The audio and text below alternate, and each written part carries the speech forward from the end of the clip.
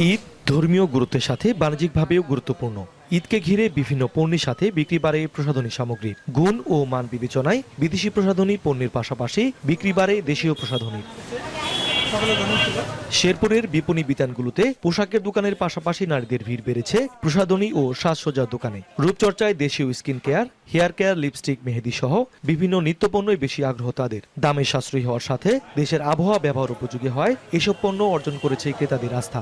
কসমেটিক্সের দোকানে এসেছি ঈদের জন্য কিছু কেনাকাটা করতে। যারা স্টুডেন্ট আছি আমাদের মনে হয় আমাদের জন্য বাজেট ফ্রেন্ডলি দেশি পণ্যটাই ভালো।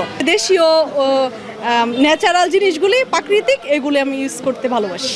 আগে প্রসাধনীর বাজার ছিল বিদেশি ব্র্যান্ড নির্ভর, তবে বর্তমানে দেশীয় ব্র্যান্ডগুলি বৈচিত্র্যময় এবং আধুনিকতার সাথে তাল মিলিয়ে ক্রেতাদের আস্থা ও চাহিদা পূরণে সক্ষম। এছাড়া ঈদকে ঘিরে বিভিন্ন মূল্য ছাড় ও আকর্ষণীয় প্যাকেজ ঘোষণা করে থাকে, যা দেশীয় পণ্যের বিক্রি ও পরিচিতি বাড়াতে ভূমিকা রাখে।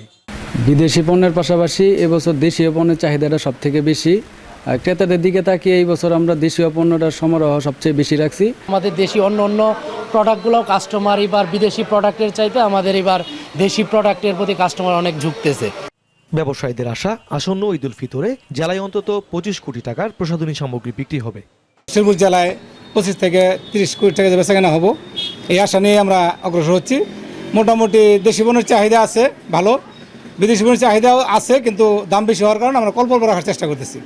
ঈদের কেনাকাটা এখনো জমে না উঠলেও বিক্রেতাদের আশা সপ্তাহ খানেকের মধ্যে জমে উঠবে বেচাকেনা।